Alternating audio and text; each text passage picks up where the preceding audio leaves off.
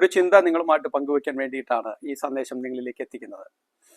നമുക്കറിയാം, നമ്മുടെ രാജ്യത്തെ ജനങ്ങൾ വളരെ സന്തോഷത്തോടും സമാധാനത്തോടും വളരെ സുരക്ഷിതമായ മനോഭാവത്തോടും കൂടി ജീവിച്ചിരിക്കുന്ന ഒരു സമയത്താണ് കഴിഞ്ഞ ഏപ്രിൽ 22-ന് പെഹൽഗാമിൽ 4 തീവ്രവാദികൾ വന്ന് അവിടെ ജീവിതം ആസ്വദിക്കുവാൻ, അവധിക്കാലം ആസ്വദിക്കുവാൻ പ്രിയപ്പെട്ടവരുമായിട്ട് കുടുംബാംഗങ്ങളുമായിട്ട് എത്തിയ നമ്മുടെ രാജ്യത്തെ ഒട്ടനവധി പ്രദേശങ്ങളിൽ നിന്നുള്ള നമ്മുടെ പ്രിയപ്പെട്ട സഹോദരന്മാരെ, പ്രത്യേകിച്ച് പുരുഷന്മാരെ തെരഞ്ഞുപിടിച്ച് തീവ്രവാദികൾ ആക്രമിച്ച ഒരു സംഭവം ഉണ്ടായത് നമുക്ക് എല്ലാവർക്കും അറിയാവുന്നതാണ്.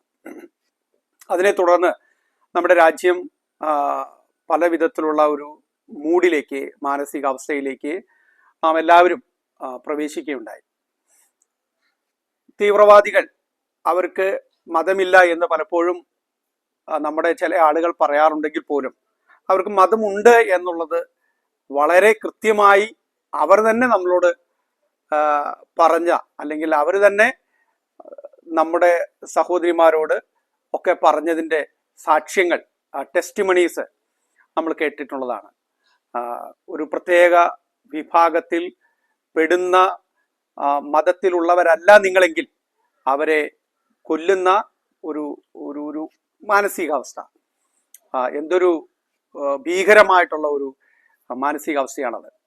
ഞാൻ ഇതിൽ നിന്ന് നിങ്ങളോട് പറയാനായിട്ട് ആഗ്രഹിക്കുന്ന കാര്യം എന്നുള്ളത്, നമുക്കറിയാം, ഏപ്രിൽ 22-ന് ശേഷം നമ്മുടെ രാജ്യം ഭരണാധികാരികൾ കൃത്യമായിട്ടുള്ള നിലപാടുകളും നയതന്ത്ര സമീപനങ്ങളും ഉൾക്കൊള്ളുകയും വളരെ ആലോചിച്ച് വളരെ കരുതലോടെ അവർ ഈ കഴിഞ്ഞ ദിവസങ്ങൾ ഒരു ഭീകരാക്രമണത്തിന് തക്കതായ ഒരു തിരിച്ചടി കൊടുക്കുന്നതിന് വേണ്ടിയിട്ട് നമ്മുടെ രാജ്യം തീരുമാനമെടുക്കുകയും ആ നിലയിൽ വളരെ ഗംഭീരമായ, സമർത്ഥമായ, വളരെ കരുതലോടും ശ്രദ്ധയോടും കൂടിയ ആക്രമണം ഭീകര കേന്ദ്രങ്ങൾക്ക് നേരെ, തീവ്രവാദികളുടെ സ്ഥലങ്ങൾക്ക്, അവരെ കേന്ദ്രീകരിച്ചിരിക്കുന്ന സ്ഥലങ്ങൾക്ക് നേരെ അഴിച്ചുവിടുകയുണ്ടായി, അല്ലെങ്കിൽ അങ്ങനെ ഒരു ആക്രമണം നടത്തി നാം നമ്മുടെ കരുത്ത് തെളിയിച്ചിരിക്കുകയാണ്. ഇപ്പോഴും ഞാനിത് നിങ്ങളോട് സംസാരിക്കുമ്പോഴും നമ്മുടെ അതിർത്തി സംസ്ഥാനങ്ങളിൽ പലയിടങ്ങളിലും ബ്ലാക്ക് ഔട്ട് പ്രഖ്യാപിച്ചിരിക്കുകയാണ്.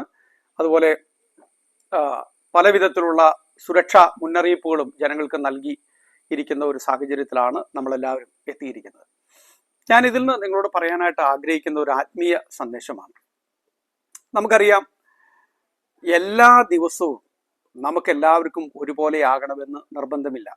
നമ്മളിങ്ങനെ സമാധാനത്തോടെ സന്തോഷമായിട്ട് ജീവിതം ഇങ്ങനെ മുന്നോട്ട് കൊണ്ടുപോകുന്ന ഒരു സമയത്തായിരിക്കും ഒരുപക്ഷെ ശത്രുവിൻ്റെ ആക്രമണങ്ങൾ നമുക്ക് ഉണ്ടാകുന്നത്.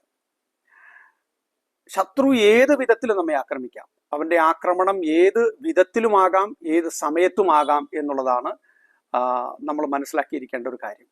അങ്ങനെ ശത്രു ആക്രമിക്കുമ്പോൾ നമ്മൾ ശത്രുവിൻ്റെ ആക്രമണ സമയത്തല്ല നമ്മുടെ പ്രതിരോധ സംവിധാനങ്ങൾ നമ്മൾ ഒരുക്കേണ്ടത് എന്നുള്ളത് നമുക്ക് ഇപ്പോഴത്തെ ഈ നമ്മുടെ ഇന്ത്യ പാകിസ്ഥാൻ ഒരു ടെറർ അല്ലെങ്കിൽ ഒരു വാർ കോണ്ടെക്സ്റ്റിൽ നമുക്ക് മനസ്സിലാക്കാവുന്നതേ ഉള്ളൂ. ഒരു പ്രതിരോധ സംവിധാനം നമ്മൾ ഉണ്ടാക്കേണ്ടത് ശത്രുവിൽ നിന്ന് നമുക്ക് ഏതു സമയത്തും ആക്രമണം ഉണ്ടായേക്കാം എന്നുള്ള ആ ഒരു ചിന്തയിൽ നിന്നാണ് നമ്മൾ ഈ സംവിധാനങ്ങളൊക്കെ ഒരുക്കേണ്ടത്. ശത്രു ആക്രമിച്ചതിന് ശേഷം നമ്മൾ പ്രതിരോധത്തിന് ഇറങ്ങി പുറപ്പെട്ടത് കൊണ്ട് നമുക്ക് ഗുണമൊന്നുമില്ല. എന്നാൽ ശത്രുവിൻ്റെ ആക്രമണങ്ങളെ ചെറുത്ത് നിൽക്കുവാനും ശത്രു ഉപയോഗിക്കുന്ന ആയുധങ്ങളുടെ സംഹാര ശേഷിയെ നശിപ്പിക്കാനും കഴിവുള്ള സംവിധാനങ്ങൾ നമ്മൾ മുൻപേ കൂട്ടി ഒരുക്കി വെക്കുക എന്നുള്ളതാണ് ബുദ്ധിയുള്ള ഒരു ഭരണാധികാരി അല്ലെങ്കിൽ ഭരണകൂടം ചെയ്യുന്നത് എന്നുള്ളത് നമുക്ക് ഇതോടകം മനസ്സിലായിട്ടുണ്ട്. ഇന്ത്യയുടെ പ്രതിരോധ സംവിധാനങ്ങൾ ഏറ്റവും മികച്ചതാണ് എന്നുള്ളത് ഈ ഒരു യുദ്ധ അന്തരീക്ഷത്തിൽ നമുക്കെല്ലാവർക്കും മനസ്സിലായിട്ടുണ്ട്. അതിൽ നമ്മളെല്ലാവരും അഭിമാനിക്കുന്നു. നമ്മുടെ രാജ്യം സുരക്ഷിതമായ ഭരണത്തിലാണ്. നല്ല എയർ ഡിഫൻസും അതുപോലെ നമുക്ക് എല്ലാവിധത്തിലുള്ള ഡിഫൻസീവ് സിസ്റ്റവും ഉണ്ട്. നമ്മൾ ആ കാര്യം വളരെ നന്നായിട്ട് ചെയ്യുന്നു എന്നുള്ളത് ഈ അവസരത്തിൽ നമുക്ക് മനസ്സിലായി. പ്രിയരെ, ഇതുപോലെ തന്നെയാണ് നമ്മുടെ ആത്മീയ ജീവിതത്തിൻ്റെയും അവസ്ഥ എന്നുള്ളത് നമ്മൾ അറിയുക. നമുക്കൊരു ശത്രു ഉണ്ട് എന്ന് നമുക്കറിയാം. ഈ ശത്രുവിൻ്റെ ആക്രമണം ഏത് സമയത്തും നമുക്കുണ്ടായേക്കാം. നമ്മൾ പലപ്പോഴും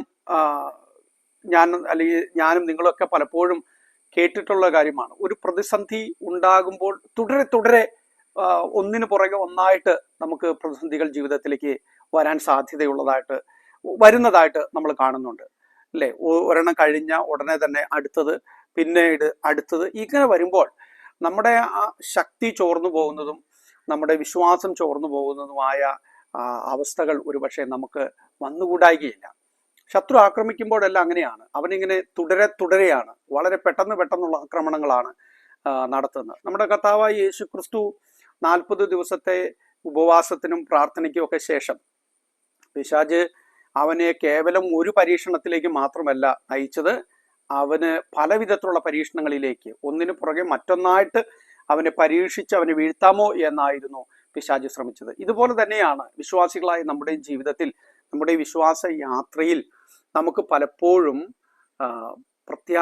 ആക്രമണങ്ങൾ ഉണ്ടാകുന്നത് ഒന്നിനു പുറകെ ഒന്നായിട്ട് വരും. അങ്ങനെ വരുമ്പോഴാണ് നമ്മൾക്ക് എത്രത്തോളം ശക്തിയുണ്ട്, നമുക്ക് എത്രത്തോളം വിശ്വാസമുണ്ട്, നമ്മൾ ക്രിസ്തുവിൽ എത്ര ശക്തരാണ്, ഉറച്ചു നിൽക്കുന്നവരാണ് എന്നുള്ളത് തെളിയിക്കപ്പെടുന്നത് അങ്ങനെയുള്ള സന്ദർഭങ്ങളിലാണ് എന്നുള്ളത് കൂടി നമ്മൾ അറിയുക. അപ്പോൾ നമ്മൾ എന്താ ചെയ്യേണ്ടത്? നമ്മൾ ചെയ്യേണ്ടത്, നമുക്കെതിരെ ഒരു പൈശാചിക ശക്തി, ഒരു ശത്രു പ്രവർത്തിക്കുന്നുണ്ട് എന്നുള്ള തിരിച്ചറിവിൽ നിന്ന് നമ്മൾ പ്രതിരോധ സംവിധാനങ്ങൾ നേരത്തെ തന്നെ ഒരുക്കി ശ്രദ്ധാലുക്കളായിട്ട് ഇരിക്കണം. എഫെസ്യ ലേഖനം 6-ാം അധ്യായത്തില് അതിന്റെ 10 മുതൽ 18 വരെയുള്ള വാക്യങ്ങളിൽ ഒരു വിശ്വാസി അവൻ ധരിക്കേണ്ട ദൈവത്തിന്റെ സർവായുധ വർഗങ്ങളെ കുറിച്ച് പറയുന്നുണ്ട്. ഇങ്ങനെയൊരു സർവായുധ വർഗം എപ്പോഴും ധരിച്ചുകൊണ്ട് നാം ഉറച്ചു നിൽക്കുന്നില്ല എങ്കിൽ നമ്മൾ ഈ പിശാചിന്റെ, ശത്രുവിന്റെ ആക്രമണങ്ങളിൽ പതറിപ്പോകുവാനും നമ്മൾ ഒരുപക്ഷെ വിശ്വാസത്തിൽ നിന്ന് തന്നെ പോകുവാനും സാധ്യതയുണ്ട്. ഓരോരുത്തരിലേക്കും വരുന്ന പൈശാചിക ആക്രമണങ്ങൾ വ്യത്യസ്തങ്ങളാണ്. ചിലർക്ക് ശാരീരികമായിട്ടുള്ള രോഗങ്ങൾ, കടഭാരങ്ങൾ, ഇങ്ങനെയുള്ളതാകാം. വേറെ ചിലർക്ക് ഇന്റലക്ച്വൽ അറ്റാക്ക് ആകാം. ഏതെങ്കിലും വിധത്തിലുള്ള ബുദ്ധിപരമായിട്ടുള്ള ചോദ്യങ്ങൾ, സംശയങ്ങൾ, ദൈവവചനത്തെ സംശയിപ്പിക്കുക, യേശുക്രിസ്തുവിന്റെ ദൈവത്വത്തെയും ഒക്കെ സംശയിപ്പിക്കുക, ബൈബിളിന്റെ വിശ്വാസ്യതയെ കുറിച്ചുള്ള സംശയങ്ങൾ മനുഷ്യ ഹൃദയങ്ങളിൽ പാകുക, അല്ലെങ്കിൽ ക്രിസ്ത്യാനികളുടെ മൊറാലിറ്റിയെ കുറിച്ച് ചോദ്യം ചെയ്യുക, അങ്ങനെ ഒരു ടെസ്റ്റ് മണി ഇല്ലാതെ ജീവിക്കുന്ന ക്രിസ്തീയ സമൂഹത്തെ മുന്നിൽ നിർത്തിക്കൊണ്ട് ഇത് സത്യമായിരുന്നുവെങ്കിൽ ഇങ്ങനെയൊക്കെ ജീവിക്കുമായിരുന്നു എന്നുള്ള സംശയങ്ങൾ കൊണ്ടുപോയി വന്നിടുക. ഇങ്ങനെയുള്ള പല വിധത്തിലുള്ള ആക്രമണങ്ങൾ പിശാച് നമുക്കെതിരെ കൊണ്ടുവരും. ഒരുപക്ഷെ ക്രിസ്തീയ പീഡനങ്ങൾ പോലും ആ നിലയിൽ പിശാച് കൊണ്ടുവരികയും നമ്മുടെ വിശ്വാസത്തെ ക്ഷീണിപ്പിക്കാൻ, നമ്മളെ അസ്ഥിരപ്പെടുത്താനായിട്ടുള്ള രീതികളൊക്കെ അവൻ പ്രയോഗിച്ചെന്ന് വരാം. ഇങ്ങനെ ഏത് വിധത്തിലുള്ള ആക്രമണത്തെയും നമ്മൾ പ്രതീക്ഷിച്ചുകൊണ്ട് അതിനെ പ്രതിരോധിക്കുവാനുള്ള ആ ശേഷി നമ്മൾ ആർജിച്ചെടുത്ത് ഓരോ ദിവസവും ദൈവത്തിന്റെ ആ സർവായുധ വർഗം നാം ധരിച്ചിട്ടുണ്ട് എന്നുള്ള, ധരിച്ചിരിക്കുന്നു എന്നുള്ള ഉറപ്പിൽ നമ്മൾ ജീവിക്കേണ്ടത് ആവശ്യമാണ്. രക്ഷിക്കപ്പെട്ടവരാണ് നാം രക്ഷിക്കപ്പെട്ടവരായതുകൊണ്ട് ആ രക്ഷയുടെ ശിരസ്ത്രം നമ്മൾ ധരിക്കണം. അതുപോലെ നീതി എന്ന ആ കവചം നമ്മൾ ധരിച്ചിരിക്കണം. സത്യം എന്ന അരക്കച്ച നമ്മൾ കെട്ടിയിരിക്കണം. വിശ്വാസം എന്ന പരിച നമ്മൾ ഉപയോഗിക്കണം. നമ്മൾ അതുപോലെ കാലിന് ഷൂ നമ്മൾ അണിയണം. സുവിശേഷത്തിന്റെ ഷൂ നമ്മൾ അണിഞ്ഞിരിക്കണം. അതുപോലെ ദൈവവചനം എന്ന വാൾ നമ്മൾ പിടിച്ചിരിക്കണം. ഇങ്ങനെ ദൈവത്തിന്റെ സർവായുധ വർഗം ധരിച്ചുകൊണ്ടാണ് നമ്മൾ പിശാചിനോടുള്ള പിശാചിൽ നിന്നുള്ള ആക്രമണത്തെ നേരിടേണ്ടതായിട്ടുള്ളത് എന്ന് നമുക്ക് ഓരോരുത്തർക്കും അറിയാവുന്നതാണ്. നമ്മൾ അതിനുവേണ്ടി ഒരുങ്ങിയിരിക്കുകയും ചെയ്യണം. അപ്പോൾ ആക്രമണങ്ങളെ പ്രതിരോധിക്കാനുള്ള ഒരു തയ്യാറെടുപ്പ് നമുക്കുള്ളപ്പോൾ തന്നെ ആക്രമിക്കുന്ന ശത്രുവിനെ തിരിച്ചാക്രമിക്കാനും നമുക്ക് കഴിയണം. നമുക്കറിയാം, ഇന്ത്യ അതാണ് ചെയ്തത്. നമുക്ക് പ്രതിരോധ സംവിധാനങ്ങൾ ഉള്ളപ്പോൾ തന്നെ നമ്മളോട് ശത്രുതാ മനോഭാവം വെച്ചു പുലർത്തുന്ന ദൈവത്തിൻ്റെ ആക്രമണങ്ങൾക്ക് തക്കതായിട്ടുള്ള തിരിച്ചടി നമ്മൾ കൊടുത്തതും നമുക്ക് അറിയാവുന്ന കാര്യമാണ്. അപ്പോൾ പ്രതിരോധം മാത്രമല്ല, ആക്രമണങ്ങളും നമ്മുടെ ഭാഗത്തുനിന്ന് ഉണ്ടാകണം. അത് നമുക്ക് ആക്രമണങ്ങൾ ഉണ്ടാകുമ്പോൾ മാത്രം നമ്മൾ തിരിച്ചാക്രമിച്ചാൽ മതി. അല്ലാത്ത പക്ഷം നമ്മൾ അങ്ങോട്ട് ചെന്ന് ആക്രമിക്കേണ്ട ആവശ്യമില്ല. ഇന്ത്യയുടെ നിലപാട് എപ്പോഴും എത്ര മനോഹരമായിട്ടുള്ള ഒരു കാര്യമാണ് അല്ലെ, നമ്മളെപ്പോഴും അത് ശ്രദ്ധിച്ചിട്ടുള്ളതാണ്. ഇന്ത്യ ഒരിക്കലും ആരെയും പോയി അങ്ങോട്ട് ആക്രമിച്ചിട്ടില്ല. പക്ഷെ ഇങ്ങോട്ട് ആക്രമിക്കാൻ വന്നാൽ തിരിച്ച് നമ്മൾ അതിനനുസരിച്ചിട്ടുള്ള പ്രത്യാക്രമണം നടത്തും. അതാണ് വിശ്വാസികളും ചെയ്യേണ്ടത് എന്നാണ് വേദപുസ്തകം നമ്മളെ പഠിപ്പിക്കുന്നത്. നമ്മൾ വെറുതെ പോയി പിശാചിനോട് മല്ലിടേണ്ട ആവശ്യമില്ല. പിശാച് ആ വഴിക്കെങ്ങാനും അതിലെ പോകുമ്പോൾ പിശാചിനെ പോയി തോണ്ടി വിളിച്ച് അവനെ പ്രകോപിപ്പിച്ച് അവനുമായിട്ട് യുദ്ധത്തിൽ ഏർപ്പെടേണ്ട ആവശ്യമില്ല. പിശാച് നമ്മളുമായിട്ടൊരു മൽപ്പിടുത്തത്തിനോ ഒരു ഒരു ഒരു ഒരു ആക്രമണത്തിന് മുതിരുമ്പോൾ നമ്മൾ തിരിച്ച് അവനോട് ദൈവവചനം എന്ന വാള് എടുത്ത് ദൈവം നമുക്ക് നൽകിയിരിക്കുന്ന ഏറ്റവും പ്രധാനപ്പെട്ട ആയുധമായ ദൈവവചനം എന്നുള്ള വാൾ ഉപയോഗിച്ച് അവൻ്റെ ആക്രമണങ്ങളെ നമ്മൾ അതിൻ്റെ മുനയൊടിക്കുവാനും തിരിച്ചാക്രമിക്കുവാനും നമ്മൾ തയ്യാറാകണം. യേശു അതാണ് ചെയ്തത് എന്ന് നമുക്ക് എല്ലാവർക്കും അറിയാം. അതുകൊണ്ട് ഈ ദിവസങ്ങളിൽ ഈ ഒരു പശ്ചാത്തലത്തിൽ നമുക്ക് സ്വയം പ്രതിരോധ ശേഷി വർദ്ധിപ്പിക്കുന്നവരും നമ്മുടെ രക്ഷയിൽ നമുക്ക് വളരണം. ആ ശിരസ്ത്രം നമ്മൾ എപ്പോഴും ധരിക്കണം. ഞാൻ രക്ഷിക്കപ്പെട്ട ഒരു വ്യക്തിയാണ്, അതിൻ്റെ ആ സുരക്ഷിതത്വ ബോധത്തിൽ നമ്മൾ ആയിരിക്കുക.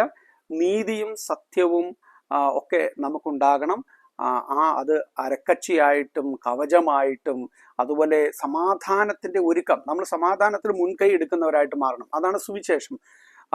നാം മുന്നോട്ട് സ്റ്റെപ്പുകൾ വെക്കുന്ന വിധത്തിലുള്ള മുന്നോട്ട് നമ്മളുടേതായ ഭാഗത്തുനിന്ന് സമാധാനത്തിന് വേണ്ടിയിട്ടുള്ള ഒരുക്കങ്ങൾ നമുക്കുണ്ടാകണം എന്നുള്ളത് ഓർക്കുക. അതുപോലെ പരിച, നമ്മൾ വിശ്വാസം എന്ന പരിച, ദൈവം നമുക്ക് നൽകിയിരിക്കുന്ന ആ വിശ്വാസത്തെ നമ്മൾ ഉപയോഗിക്കണം. കർത്താവിൽ നമ്മൾ വിശ്വസിക്കണം, ദൈവത്തിൻ്റെ വചനത്തെ വിശ്വസിക്കണം, ദൈവത്തിൽ വിശ്വസിക്കണം. അതൊക്കെയാണ് പരിചയമായിട്ട്. ദൈവത്തിൻ്റെ സ്വഭാവത്തിൽ നമ്മൾ വിശ്വസിക്കണം. അതൊക്കെ എടുത്ത് നമ്മൾ അവൻ്റെ ആയുധങ്ങളെ, അവൻ നമുക്കെതിരെ വിടുന്ന ആയുധങ്ങളെ പ്രതിരോധിക്കണം എന്നുള്ളതാണ് നമ്മൾ അറിയേണ്ടതായിട്ടുള്ള കാര്യം. അതുകൊണ്ട് സ്വയം പ്രതിരോധിക്കുക. പിശാചിൻ്റെ ആക്രമണങ്ങൾ നമുക്കുണ്ടാകുമ്പോൾ ദൈവവചനം എന്ന വാള് ഉപയോഗിച്ച് അവനെ തിരികെ ആക്രമിക്കുക. അതിന് നമുക്ക് ആവശ്യമായിരിക്കുന്നത് എന്താണ്? ക്രിസ്തീയ ജീവിതത്തിൽ ഓരോ വിശ്വാസികളും വളരേണ്ടിയിരിക്കുന്നു, ദൈവവചനത്തിൽ വളരേണ്ടിയിരിക്കുന്നു, ദൈവകൃപയിൽ നിലനിൽക്കേണ്ടിയിരിക്കുന്നു. ഇല്ലായെങ്കിൽ ഇപ്പോൾ പാകിസ്ഥാൻ അനുഭവിക്കുന്ന ഒരു ദുരവസ്ഥ പോലെ വിശ്വാസികളുടെ ജീവിതത്തിൽ ഉണ്ടാകും. അവർ വലിയ വീമ്പിളക്കി വർത്താനം പറയുന്നവരാണ്. പക്ഷേ ഇന്ത്യ ആക്രമണം അങ്ങോട്ട് നടത്തിയപ്പോൾ അവരുടെ എല്ലാ സംവിധാനവും തകർന്ന് ഇപ്പോൾ ലോകരാജ്യങ്ങളോട് അവരെ സഹായിക്കണമെന്ന് ആവശ്യപ്പെടുകയും അവർ വല്ലാത്തൊരു ദുരവസ്ഥയിൽ പെട്ടിരിക്കുകയും ചെയ്യുന്ന ഒരു ആഭ്യന്തര കലാപത്തിലേക്ക് പോകാൻ സാധ്യതയുള്ള ഒരു സാഹചര്യത്തിൽ അവരെത്തി നിൽക്കുകയാണ്. ഇങ്ങനെയൊന്നും നമ്മുടെ ജീവിതത്തിലേക്ക് വരാതെ നമ്മൾ ശത്രു ഉണ്ടെന്നുള്ള തിരിച്ചറിവിൽ നമ്മുടെ ജീവിതം, ക്രിസ്തീയ ജീവിതം മുന്നോട്ട് കൊണ്ടുപോകാൻ നമുക്ക് ഒരുങ്ങാം. അതിന് ദൈവം നമ്മെ സഹായിക്കട്ടെ എന്നുള്ള പ്രാർത്ഥനയോടും ആഹ്വാനത്തോടും കൂടി ഞാൻ അവസാനിപ്പിക്കുന്നു. ശ്രദ്ധിച്ചതിന് വളരെയധികം നന്ദി. നിങ്ങൾക്ക് ഈ സന്ദേശം ഉപകാരപ്പെട്ടുവെങ്കിൽ മറ്റുള്ളവർക്ക് ഷെയർ ചെയ്യാൻ മടിക്കരുത്. Thank you.